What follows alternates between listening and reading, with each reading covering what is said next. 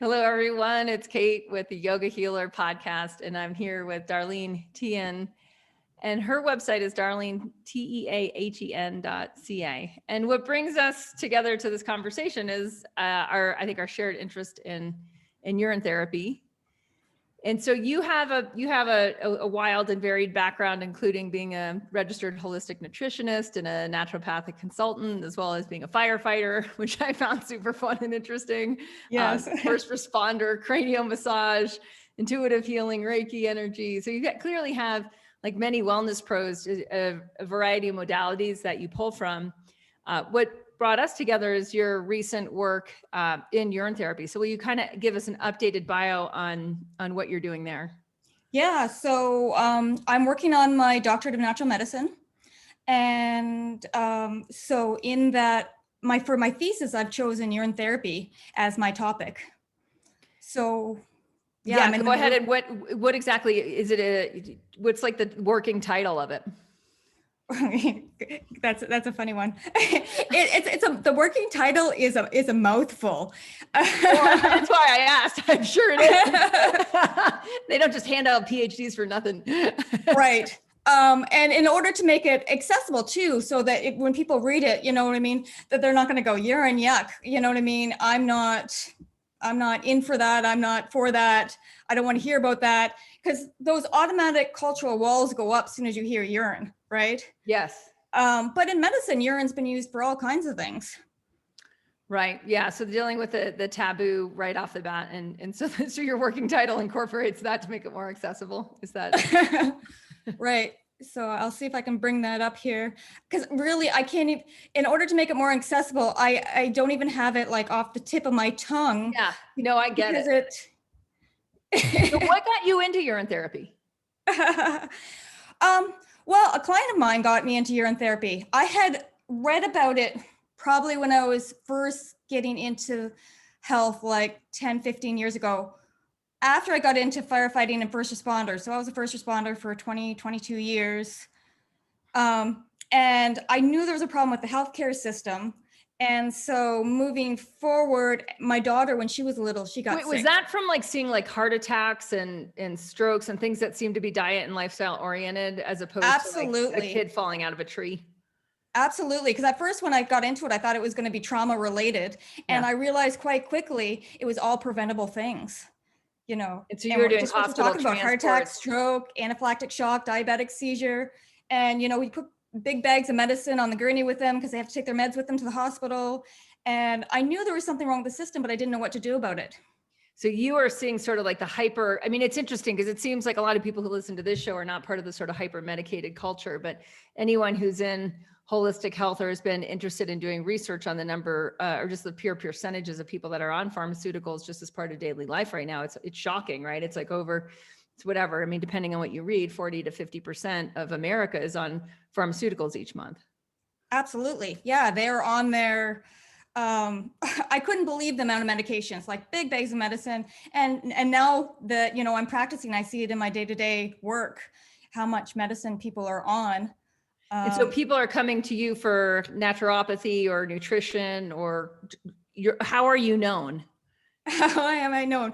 Well, I'm a naturopathic consultant, so there's kind of a fine line, you know what I mean?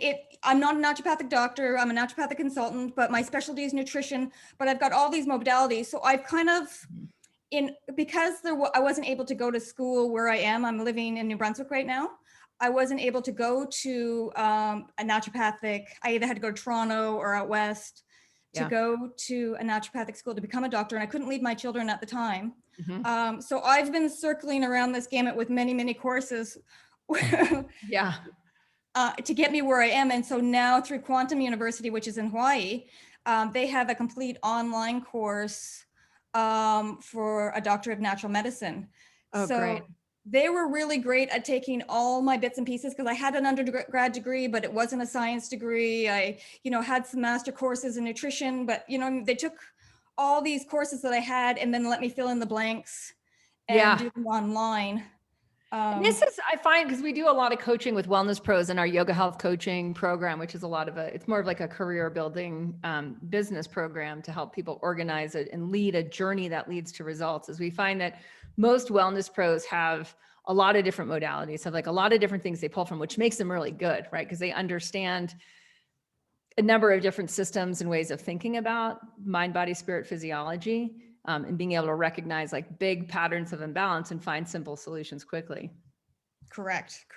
I absolutely agree with you, because I went from first on scene before the ambulance gets there to trauma work, now to doing, a lot of my work is energy work and fixing the emotional body's damage, because you can't fix the physical fully until you fix the emotional body and vital body and all that. And So back to urine therapy. So you had a client who was doing it.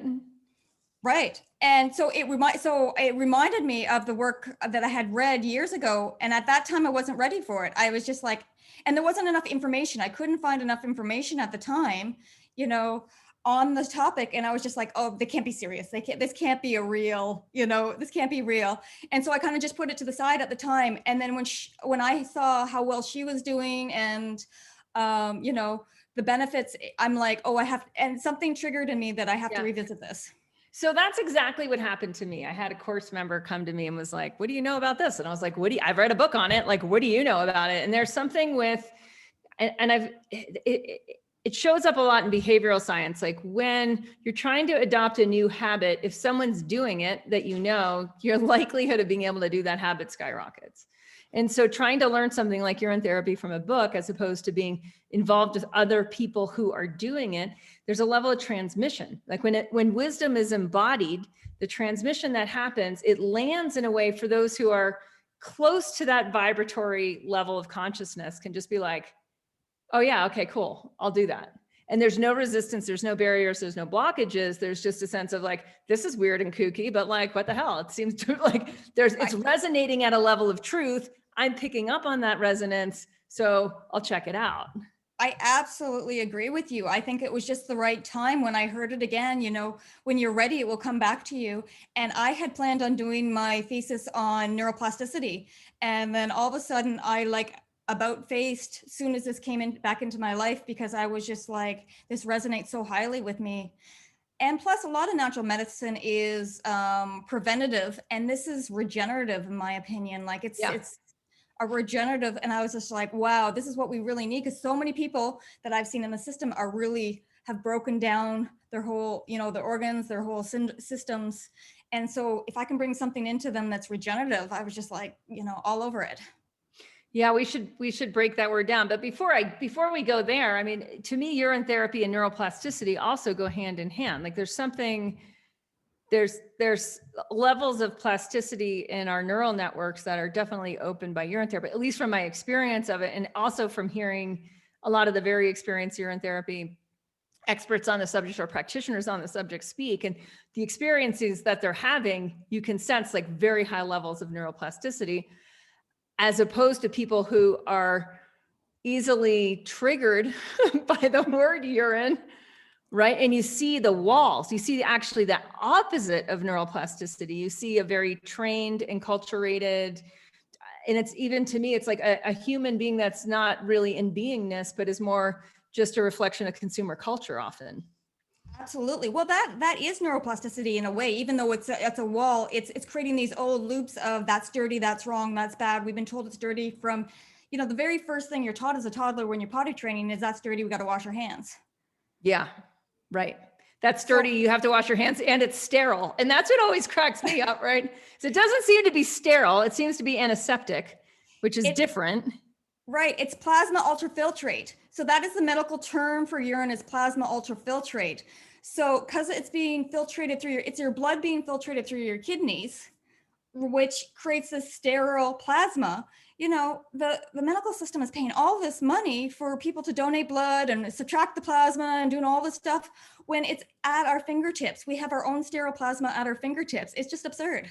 It gets so weird, right? Like how the more you learn about it, the more holistic your understanding becomes. It's like the urine starts to change the perspective of even how does the body work. Right. So you went from so interest in neuroplasticity, and then when you found a solution in urine that was regenerative, let's talk a little bit about regenerative versus degenerative, just so for people listening, because a lot of people have different ideas, or they've maybe heard regenerative in terms of regenerative medicine with for people that are going for peak performance or high performance, and or joint regeneration in terms of PRP injections or exosomes, or a lot of, or even like placental matrix, where we're using exogenous substances to get our joints to regenerate. That's maybe one place people have heard the word regenerative. Do you want to talk about regenerative as a term? Well, it is there's stem cells in the urine. And, it doesn't have to come from just the bone marrow, or just, people only hear about bone marrow transplants as the only place to get stem cells. The only place, there's stem cells in our blood, there's stem cells in our urine. And these are our own perfect DNA. They're our own perfect, Customized. us. It's right. So why would we take a pig, a cow, a monkey, or another person's stem cells? Fetal stem cells are always used, in medicine. Circumcision, stem cells from placentas and all kinds of stuff like that is used in all kinds of medicines, all kinds of drugs, and in injections. Why wouldn't we use our own instead? So the question then, I think, for when we look at urine therapy, so we can use it anywhere in the body. We can use it in any orifices, including all of the little tiny pores of our skin. One of the questions that come up with stem cells is if you're drinking your urine, do larger cells like stem cells or even hormones get broken down in the digestive tract by like hydrochloric acid or other gastric juices? And I do believe that, and this is, I haven't done research on that, and I haven't found any research on does it get broken down by hydrochloric acid. So I can't say from somebody else's research, but from just my own, thinking on it and how I went about my study that I'm midway through right now, is that it does break it down some. Mm-hmm. But if you look at the old Ayurvedic practitioners and all that, they were drinking it their whole lives. So a little bit of breakdown isn't going to hurt them because they were doing this their whole lives. Right. For regenerative therapy, you want the most bang for your buck. You want to get things moving and happening sooner than later. Yeah. Yeah. So I think that's kind of it, right? Is like, it starts to get more into like a lifestyle where people are taking it in through all different ways. It seems like there's just a pretty big gap in the science as far as like why exactly it's working, or how exactly there is reabsorption. What I, at this point, rely on a lot is just listening to people who are really experienced in it. And because I come from a background in Ayurvedic medicine, it's like I've sort of always operated that way of like, and also in yoga, it's like if someone knows something, you can tell the vibration of embodied wisdom. And so what we see commonly with people that are experienced in urine therapy is that they need less food. They need less of everything, is what it seems to be. It seems to be like a shift from consumer culture into creator culture, where they realize that they have a degree of autonomy within their physiology that they hadn't experienced before. And when they feel more grounded. They are more grounded, but they're also less, I need this, I need that to feel whole. So something is clearly upcycling. And that's why I don't think it's only the stem cells. I think and maybe it's the frequency of the stem cells, but it's the frequency of the plasma, the hormones, the vitamins, the minerals, the stem cells. It's a frequency of everything that's in there that just radiates a crystal-like eminence to it. That if you could inject a crystal into you, like it gives you that higher vibration that you just can't seem to, it would take you years of meditating and years of, practice in order to get to that state. Yeah. Yeah. So what exactly are you researching at this point? And because there's so many ways to go with urine therapy. Well, and that's the thing. I had to make some executive decisions of how to conduct my research because there just was so little being conducted. And I would love to do more, you know what I mean? So if anybody wants to take my research and jump from that once, you know what I mean, there's bigger fundings, I'd love to be involved with it. Or if somebody wants to take it and run, then I would love that, because I'd love to see somebody who had more funding, really take off with it. Yeah. So what the direction I have gone in is a cultured urine, which is an aged urine. And I like the word cultured or evolved better than aged, because aged in our culture sounds old. Oh yeah. Yeah. And so, you can And is it age within a certain urine. time frame that you're looking at? Yeah. Okay. Yeah. So for my methodology, I'm doing a 2-week time period. Okay. But it's over a 6-week period. So the research is 10 weeks in total. So basically they're going to be urinating in a separate cup every day for the first 2 weeks. They're just going to be urinating. Then they're going to be urinating and they're going to be injecting it. Okay. So they're always taking from a 2-week-old one for the next 6 weeks. Oh, okay. And they're going to be injecting it with a needleless syringe rectally. Okay. So they're doing enemas. No, well, it's not quite an enema. An enema goes in and then comes back out. Okay. This is only a 10 cc syringe, so it's only like about 2 teaspoons. Okay. So the idea is it's not so much that it causes the body to expel it, rather you're going into the rectum, into the colon, so that you get deeper absorption. Right. So the veins in there go into the bloodstream. So it's going to go directly to the bloodstream. Plus the main portal vein goes directly to the liver is what I'm looking at.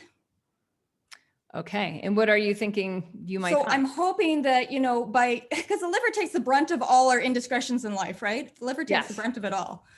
And so if those stem cells can go directly to the liver, then that will hopefully snowball it in the right direction of regenerative to the liver that's been, probably seen way too much in its lifetime. So how are you testing the before and after of the liver? So I am doing live blood analysis and dry blood analysis. So I'm seeing what is going on before and after. There's so many markers to check in live and dry blood. Plus I'm doing all the regular stuff, I'm checking blood pressure, I'm checking pulse, I'm checking glucose levels, I'm checking, and then I'm checking people within a 10-week period. I'm checking people 4 times each. Wow. So I'm doing a baseline at the beginning, 5 weeks in, which is 3 weeks into their injections, and then at the end of their injections, and then another control period 2 weeks after to see if it's still working. Okay. Now it's interesting because in holistic medicine, using the different holes or orifices of the body is really normal to put different substances in to create effect. But what I've found I've been leading this yogi detox for 20 years, twice a year. And I find that it's often people's it's their introduction into like, oh, I can put stuff I want my body to absorb in through my butthole instead of just trying to put all medicine in through my pie hole.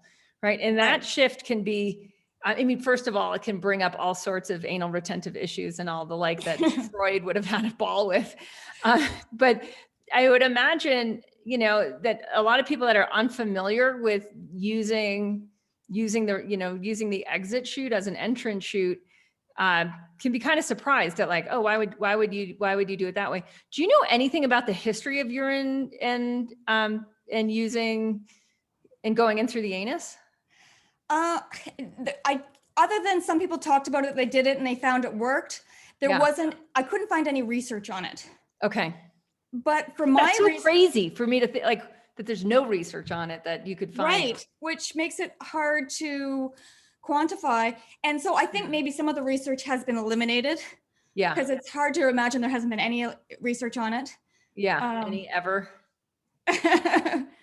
Especially when you look at just at the anecdotal stories of urine therapy being part of, it seems like any First Peoples culture, as far as I can tell, like any wild human culture, it seems like it was part of the culture. Yeah, all the first ones seem to have it part of their culture for sure. According to the Dharma Tantra, which is a ancient Ayurvedic text. They said that urine therapy has historic roots in Egypt times, China, India, and Europe in the Middle Ages. That's wild. Yeah. So they've, they've all done it. So it's Yeah. over 3,000 years old. And yet we're just waking up to it. It's Yeah. Right. Okay. So you're injecting a couple teaspoons. You're having people self-inject. mm-hmm. Okay. And where are you at in the study now? Are people starting to collect their urine and inject, or? Yeah. So I have 14 participants that I've all started collecting, and I'm at 5 people have started injecting. Okay. So I've kind of got it staggered so that I can, I'm not collecting everybody's info on the same day, because it takes about an hour and a half to 2 hours to run them through the full physical of what I'm checking. I'm checking everything. Yeah. That I can in my low-key office. Yeah. Yeah. So on a personal note, like, how much have you been using urine therapy? I've been doing it for the last year. So August will be a year for me. I've had great benefits with it. Absolutely great benefits. And energetically, I have found just the vibration, you get this light vibration that I just can't explain unless you've done it in like an insane amount of meditation that you get from doing urine therapy. It's this definitely a higher frequency that you've never felt before if you've never done it. Yeah. Yeah. I'm pretty new to it, but I went in, I dove into the deep end of the gold pool, as I've been saying. Yeah. And it's like, oh yeah, this definitely has it. And I've done a lot of meditation and a lot of subtle body. Yeah, a lot of my work is in subtle body study and awareness from Ayurveda and from yoga. And so with that, I totally relate to what you're saying, where there's like the subtle body wakes up. So you now have access into subtle body awareness. Right. And there's a level, and what I keep coming back to, like, and it's hard to describe this in Western medicine, but in Eastern medicine, it's kind of easy to describe it, where you have multiple levels of self or multiple bodies. And it seems to me that when people have too much inflammation in the mind, so too much stress, too much distress, and now that there's, I think a lot of people on the planet are experiencing ecological distress disorder, as we're noticing our ecosystems dying with climate change. At least I noticed that in the 2 different locations where I live. It's like, oh yeah, this is real. Even if it's on a subtle level where people aren't articulating it, there's a lot of stress, right? The too much on the mind. And then just like day-to-day life, trying to do all the things, the endless to-do list, people having adrenaline addiction. What seems to happen is that the mind, if there's too much on the mind, and if that's a layer of self that is connected to the intuitive body and the bliss body, or the subtle bodies, the subtler levels of integrated holistic beingness, it seems like a wall comes up that just blocks the ability for someone to get out of body mind and low thinking mind into higher mind, or what the yogis would call intuitive mind, the Vijnana Maya Kosha, and then into the bliss body mind, which is an even subtler realm. And it's exactly that vibration that you were describing, where you're just like, I'm light, I'm good, I'm connected, like shit can go down, but I'm grounded. Right. It's that peace and love like you've never felt before. And I have found since I've done it, I'm able to, when I'm doing energy work on my clients, I'm able to tap into their energy easier.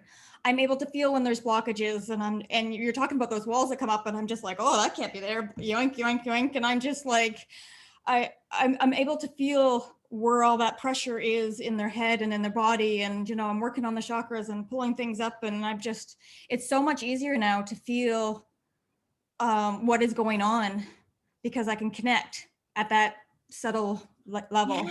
Yeah, no, I get that. And it's like, you can tell where other people are also at, and what's keeping them at a certain vibrational frequency, right? If it's like, oh, I can see where that creates a wall or a blockage. So that would make perfect sense as far as the intuitive body, right? There's something in urine therapy that seems to break or dissolve down some of those walls between the mind, the intuitive body, and then the bliss body.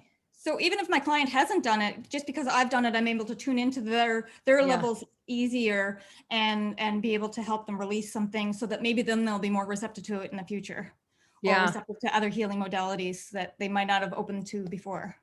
And what are you finding with that? Like, as far as like who, because I'm often surprised at like, because we have a very dynamic community in our courses at Yoga Healer. So we have people that are very committed. They have a lot of skin in the game to be in the course community. It's a very mature course member community, and it's evolutionary. So it's going somewhere, and we're very high in openness. So new things come in and the community evolves. And what I'm surprised at is like some people just like pick it right up, like no resistance. And other people are like, what are you guys doing? And that to me wasn't necessarily like, I'm kind of surprised by who just like went into the deep end, and people who are just like, you know, dabbling or staying or lurking on the outskirts of like, which it's all good. They're all different phases, and people I are think where that they're has at. to do with the neuroplastic loops that we were talking about earlier. And sometimes when somebody has some good loops and you think they're really open to things, and then all of a sudden a big wall comes up and you're like, oh, where did that come from? And it surprises you. And so when I was looking for participants in my study, it surprised me who was game and who was like, you want me to take what and put it where? It surprised you too. Yeah. Do you think that has to do you think like it goes back to early childhood conditioning and how much shame there was with feces or with urine, or even a little later in life with menarche and having shame around menstrual, just like the natural, what the body is doing, and what it like in Ayurveda it's called the malas. Yeah, go ahead. Absolutely. And I said that it starts in potty training, you know, oh, dirty, yucky, poo poo, you know, you're putting all these images into kids, you know what I mean? Of, you know, this is dirty and that's dirty. And you even do it with playtime with, you know, you open the diaper and you're like, ooh, stinky poo, you know what I mean? And you're, but you're just playing with them. But at the same time, you're telling them that you know, you don't like what they did. Right. So, and it's all subtle at this point. It's subtle, subconscious. And then you start talking about urine therapy, the person's an adult, and all of a sudden either walls go up or walls don't go up. Right. And then, you know, and then as they get into school and stuff like that, then absolutely, you know what I mean? If you accidentally bleed through your pants or something like this or that, you know, then that's just shameful. That's just, you know, really shameful. Yeah. I was listening to John Armstrong. Like there's on YouTube, what is it? It's like the mechanical reading of Water of Life by John Armstrong. I was listening to that yesterday, and he goes into a bedwetting client that he had. And this is great, you guys, like it's free, it's on YouTube. Like if you just want, and it's computer dictation. So it's terrible. And all the emphasis is in the wrong place. But if you can handle that, it's, which I obviously can, it's quite entertaining because there's something in listening to it that it's like very repetitive. It's very repetitive. It's like, it doesn't matter what condition the person comes in with. He treats everyone more or less the same, except for the length of time he has them do a urine fast. And it doesn't sound like they were doing enemas, but he was doing skin and looping and fasting with the looping. But he talks about this bedwetter who I think was like, you know, close to teen year. And I was thinking how, oh no, it was a kid. I think it was a kid that was maybe 9. But I thought how fascinating, because I've known some bedwetters, and it can really create a deep trauma, you know, around like not being able to control your body. Well, there's a trauma even in seniors that are not so senior, that, you know, there's all these poise and depends and this and that, because, you know, the doctors are not treating the bacterial dysbiosis in the intestine. So then it goes to the bladder, and then they're not able to control their bladder. And it's so common now that, you know, all these sexy ladies on TV are showing the new poise, you know, and with the new depends. Look at my new depends. Yeah. Right. Which isn't not normal. It's not normal. So there's something that happens when people start doing urine therapy, that they probably start to process some of the trauma around the potty training, or around, you know, anything that has to do with the relationship to body fluids that were taboo, and starting to process that, right? Where they're able to become more whole again. Right. So I think on an energetic level, it's embodying that energetic vibration that's helping you deal with that trauma. Okay. And so it's the actual urine that's helping you process the trauma. Right. because it's at a frequency of the trauma. It is you. It's at the frequency of your trauma. And so that's why the urine changes, right? So, I mean, this is something that I think people, when they start, they don't understand. I had no idea. So like the process of drinking urine, or even rubbing it on your skin, or even injecting it into your anus, like all these things that seem like so crazy, bizarre, and out there, it may be the urine's strong and pretty diseased. I know in John Armstrong's book, he really talks about that with people that are like, basically on their deathbed or stage 4 cancer, or, have had who are just really, really, really sick.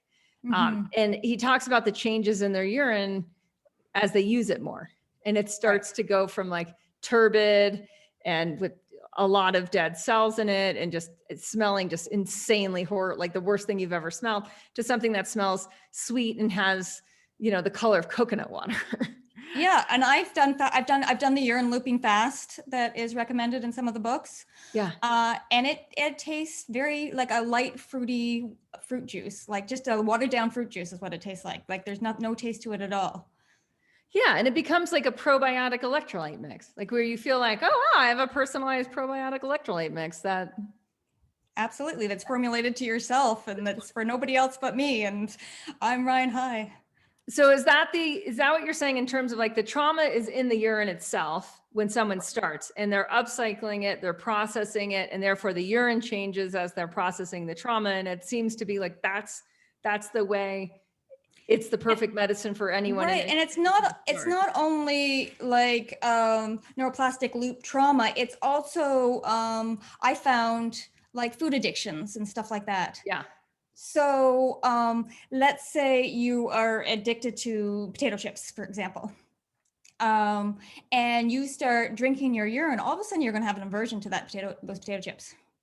Too salty, because it's concentrated in your urine, and you're just going to be like, oh my God, I can't do that anymore. So anything. And it's biological. And this is the big difference.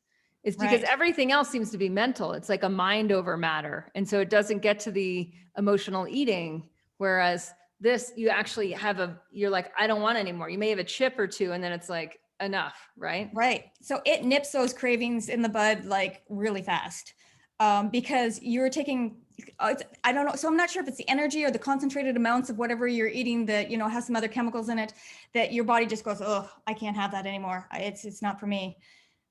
Yeah. Mm-hmm. So in the subtle body, because you do a lot of craniosacral and Reiki and energy work. I mean, where do you sense it goes? Like when you look at some of maybe the long-term practitioners of urine therapy, because what I notice with them is that they have, more or less like unadulterated consciousness of the bliss body. Like they're in pretty high vibrational state, like in an enlightened beingness state. And it seems to be, like you were saying before, like without a lot of the work of doing hours and hours of meditation or eating this like ultra pure diet, like where you get to like the foodie part of the vegan movement, where you get people that are like hyper focused on food. And this seems to take a lot of the focus off food, because there's more of an auto, what is it? It's like, the word in Ayurveda is svastha. It's like you're seated in the self so that you don't need as much. So the autonomy increases.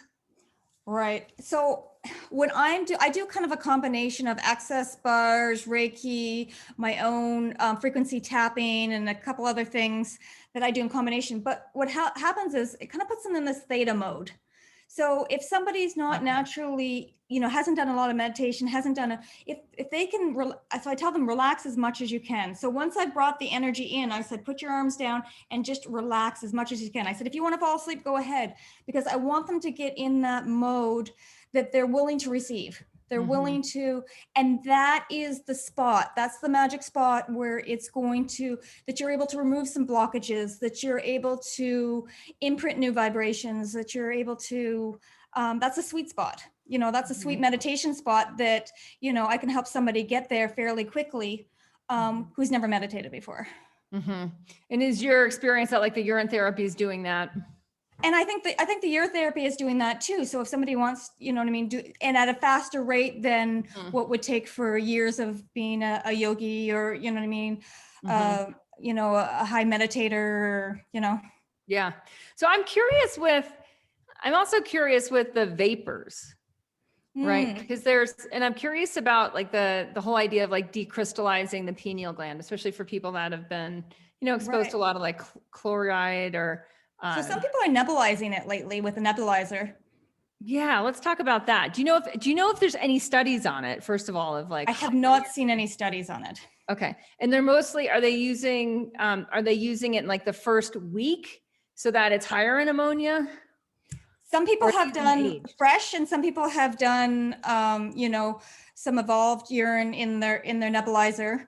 I have heard from people that are doing it. I haven't tried the nebulizer yet, but I've heard from people that are doing it. The evolved is like, it almost gives you like this fever when you do it, because it brings on, I think it brings on the detox reactions a little too fast for some people. Okay.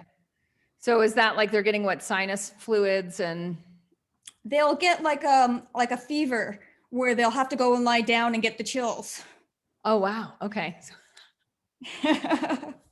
And then what happens? Like, why do they keep doing it? Is there something working? Is it like a, So, but then once they get over that hump, just like a lot of detox symptoms that you can get. So like, detox symptoms are like headache, nausea, dizziness, you know what I mean? Hives, cramps, on and on and on. crying, emotional breakdowns, like all the Emotional things? breakdowns, all of those are detox symptoms.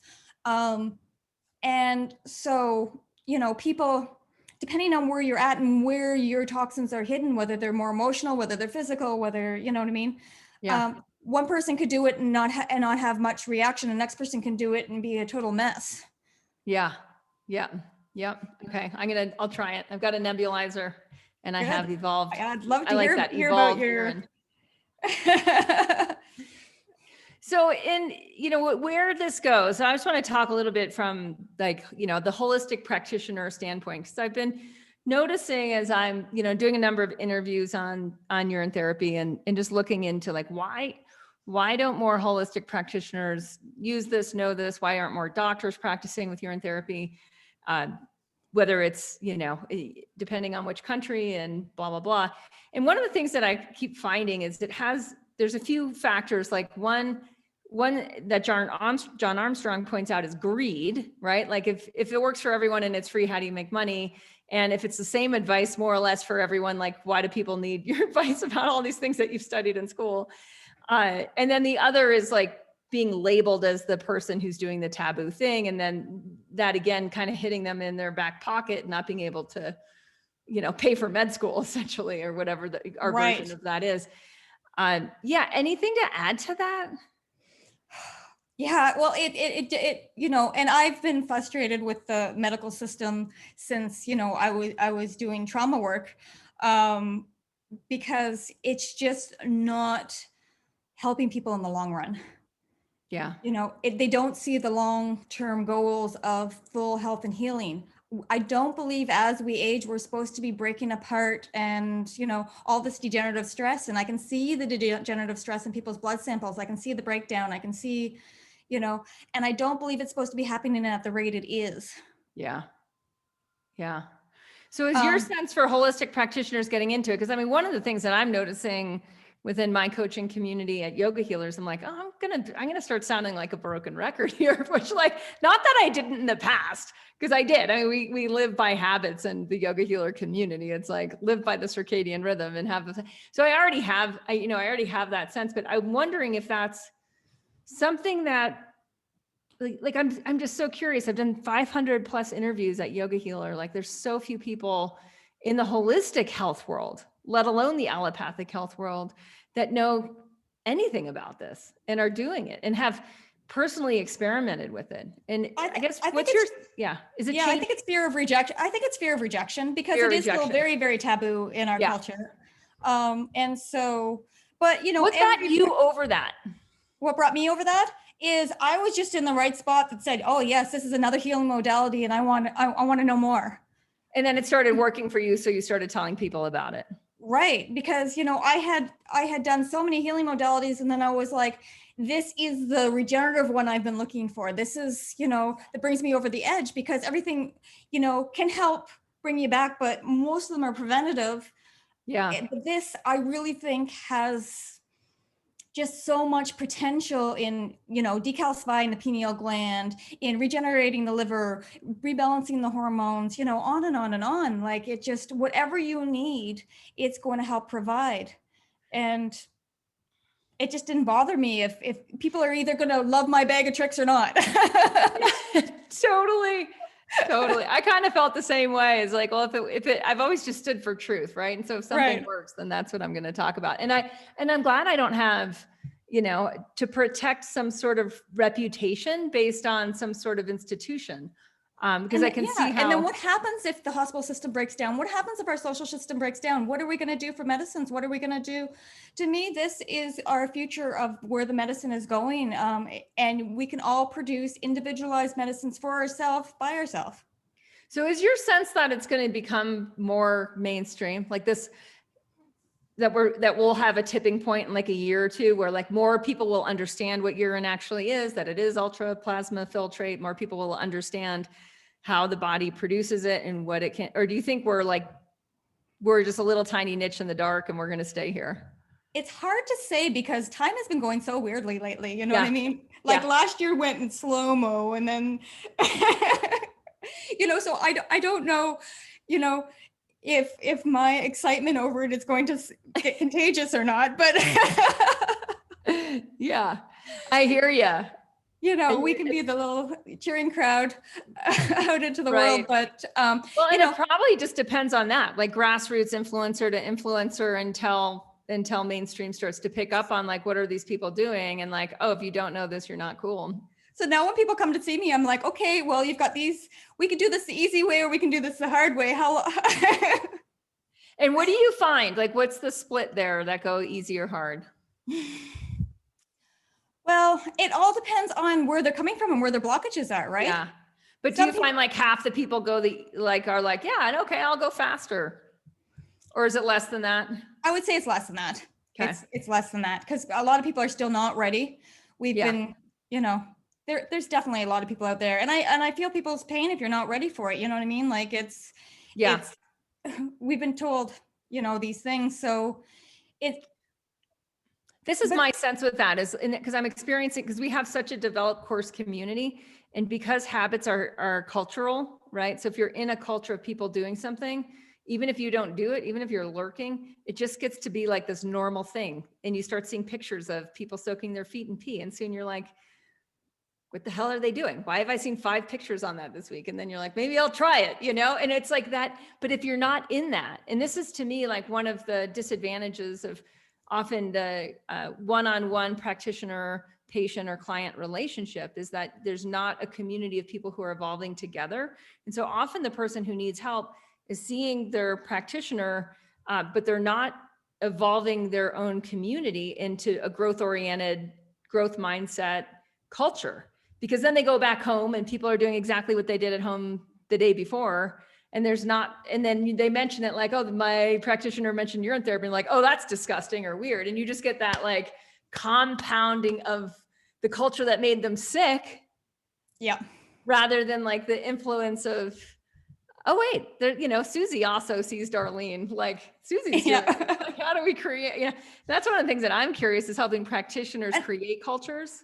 And I think through podcasts like yours, we're creating cultures, and they don't have to be all in one community anymore. We can be like-minded and be across the country from each other and be on the other side of the world from each other and create these communities. Since I've been in this community, I've had people reach out to me from all over the world because, we were talking about detox. Sometimes people just can't jump into it because they have too many health challenges. Yeah. So talk about that. I know we're going to close this soon, but because you've worked a lot with people that are very sick on a lot of medications, and there's something in the urine therapy community, or at least in the text, that is like, this is not for people who are taking pharmaceutical drugs. And my guess is like in our Ayurveda, at least, because pharmaceutical drugs are often synthetic and have their own like half-life within the organs of the body, and that the release of them can be hot, like a hot toxicity, and like basically burn channels. Right. But then you hear of all these people who were on pharmaceuticals and added urine therapy to their pharmaceuticals, needed less pharmaceuticals and got off the pharmaceuticals and just stayed on their urine. Right. So I think you have to be cautious if you're on a lot of meds and starting it. I do think you have to have some caution, maybe reach out to someone that has a little bit more experience in it. Or you can just try inching along and seeing how it feels. But what I did before urine therapy was a thing to help people get off meds. You make sure their gut flora, you fix all the digestive problems, you increase their nutritional levels, and then you start weaning off. You know what I mean? You fix all the other problems going on. Like you rebuild their microbiomes, right? Like in their Mhm. gut, in their lungs, in their skin. And so they become more. Right. And then once you do that, then, they're not going to have the same detox symptoms trying to get off their medications. Like some of the, antidepressants and stuff like that should never be stopped cold turkey. They're, Right. Keeping the person stable. Yeah. They'll land you in the hospital. Is part of it with the rebuilding of the microbiome because urine is probiotic, right? So if they start using urine on their skin or nebulizing to hit their lungs or doing oral, right? That all of a sudden their gut bacteria is getting healthier, their lung bacteria is getting healthier, their skin bacteria is getting healthier. So the urine therapy actually helps with that rebuilding process. Yeah, I believe it does. And I would, so everybody's individual. So we're all biochemically individual. So you would have to take each person individually and where, they're storing their toxins and where, things are coming up to see what needs to be, and start at the root base, what needs to be rebuilt first.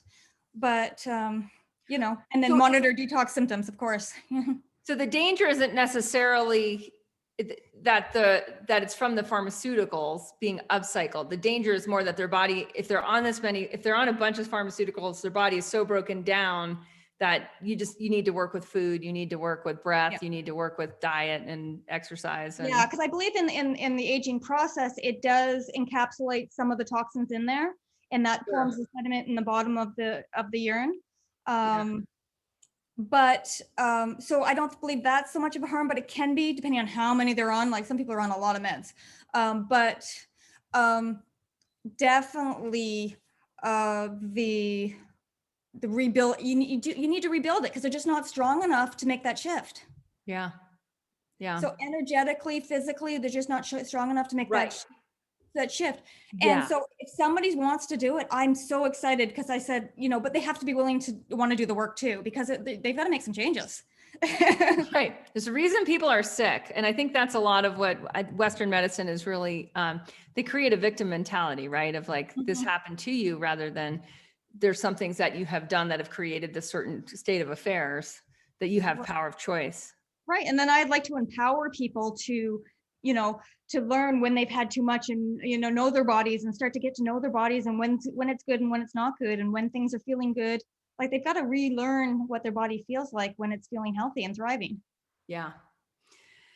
Awesome. So if people want to get in touch with you, I'll read your website name again. So it's Darlene Teahen, and it's DARLENETEAHEN.ca. Yes. And then my thesis is cultured plasma ultrafiltrate as therapy in the role of involved vitals for stronger immunity and life force. No wonder that didn't have that on the tip of your tongue.